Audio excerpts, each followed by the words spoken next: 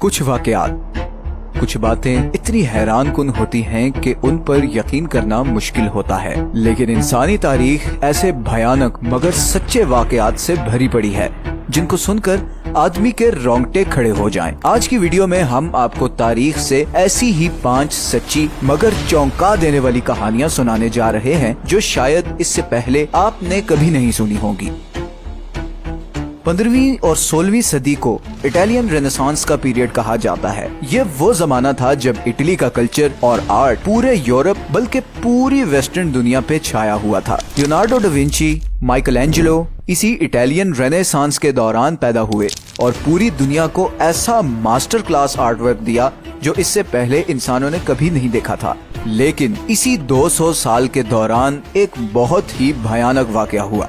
1494 میں یورپ میں ایک ایسی بیماری پھیل گئی جس نے لوگوں کو ریئل لائف زومبیز بنا دیا۔ یہ ایسی خطرناک بیماری تھی جس میں آدمی کے سر اور چہرے سے سارا گوشت آہستہ آہستہ اتر جاتا تھا۔ ذرا سوچیں کہ ہر طرف آپ کو ایسے لوگ نظر آتے تھے جن میں کسی کا ناک نہیں تھا، کسی کا کان نہیں تھا اور کسی کے تو پورے چہرے پہ گوشت ہی نہیں ہوتا تھا۔ اس زمانے میں فرانس اور اٹلی میں یہ نظارہ بہت عام تھا۔ اگر آپ اس زمانے میں یورپ جاتے تو ایسا لگتا جیسے ہر طرف ہارر موویز والے زومبیز پھر رہے ہوں۔ اس بیماری کا نام ہے سفلس اور یہ ایک سیکشولی ٹرانسمیٹڈ ڈیزیز ہے۔ اس ٹائم پر اینٹی بایوٹکس ڈسکور نہیں ہوئے تھے اور اسی لیے سفلس ایک جان لیوا بیماری تھی۔ یہ بیماری سب سے زیادہ پروسٹیٹیوٹس میں پائی جاتی تھی اور اسی لیے 16ویں صدی کے بعد انگلینڈ اور یورپ میں پروسٹیٹیوشن کو سختی سے ریگولرائز کرنا شروع کر دیا گیا۔ کچھ لوگوں کا یہ بھی خیال ہے کہ یہ ایک ڈیوائن پنشمنٹ تھی اس بےہودگی پر جو اس ٹائم یورپ میں پھیلی ہوئی تھی۔ خیر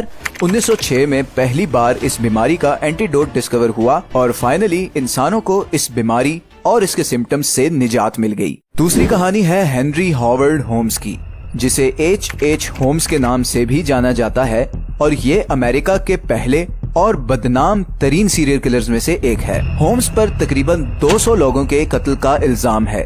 ہومز 1861 میں نیو ہیمپ شائر میں پیدا ہوا۔ کہا جاتا ہے کہ اسے بچپن سے ہی سکیلیٹنز اور موت سے ایک عجیب سی آبسیشن تھی۔ اسٹوڈنٹ لائف میں ہومز کافی برائٹ اسٹوڈنٹ تھا اور اس نے یونیورسٹی آف میشیگن سے میڈیکل ڈگری میں گریجویشن کی اور پھر 1886 میں شکاگو میں ایز اے فارماسسٹ جاب شروع کی۔ کچھ ہی سالوں میں اس نے اسی فارمیسی کو خرید لیا اور پھر اس سے آنے والے پیسوں سے 1890 میں شکاگو میں ایک ہوٹل کی کنسٹرکشن شروع کی جہاں پر وہ ایک گھنونا کھیل کھیلنے جا رہا تھا۔ اس ہوٹل کو ایسے ڈیزائن کیا گیا تھا کہ اس کے سارے دروازے صرف باہر سے ہی کھل سکتے تھے اور ایک اور عجیب بات یہ تھی کہ اس ہوٹل میں کوئی کھڑکی بھی نہیں تھی جس کی وجہ سے یہاں سے فرار ہونا یا بھاگنا تقریباً ناممکن تھا۔ سارے کمرے ساؤنڈ پروف تھے اور ہر کمرے کے نیچے ایسے بیسمنٹس تھے جہاں پر مرنے والوں کی باڈیز کو ڈمپ کیا جاتا تھا۔ اس ہوٹل کی کنسٹرکشن کے درمیان ہومز نے بہت سے کنسٹرکشن ورکرز کو ہائر کیا اور پھر انہیں نکال دیا اور پھر نئے ورکر رکھے تاکہ کسی کو کلیئر آئیڈیا نہ ہو کہ وہ کیا کرنے جا رہا ہے۔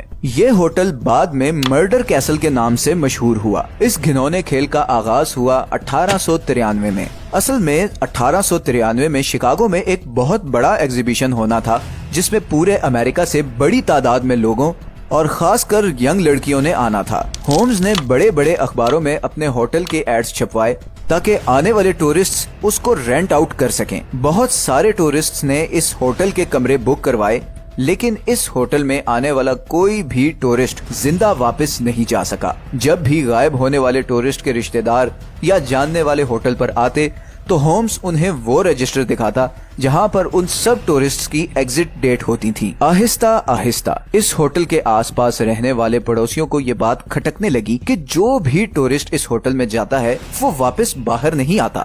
تقریباً 200 لوگ اس طرح غائب ہو گئے۔ اب پولیس کو بھی تھوڑا شک ہونا شروع ہو گیا کہ کوئی تو مسئلہ ہے۔ پھر 1894 میں تقریباً 1.5 سال ہومز کا پیچھا کرنے کے بعد آخرکار پولیس نے ہومز کو گرفتار کر لیا اور اس نے اپنے سارے گناہوں کو قبول کر لیا۔ اس کے مطابق لوگوں کی ہتیا کرنا اس کا ایک پیشن تھا جس کے بارے میں وہ کچھ نہیں کر سکتا تھا۔ آخر 1896 میں 200 لوگوں کو بے دردی سے مارنے کے الزام میں ہومز کو پھانسی دے دی گئی۔ اگر یہ کہانی آپ کے لیے خوفناک تھی تو اگلا واقعہ شاید آپ کے ہوش اڑا دے گا۔ सिर्फ 32 साल की उम्र में आधी से ज्यादा दुनिया को कनकर करने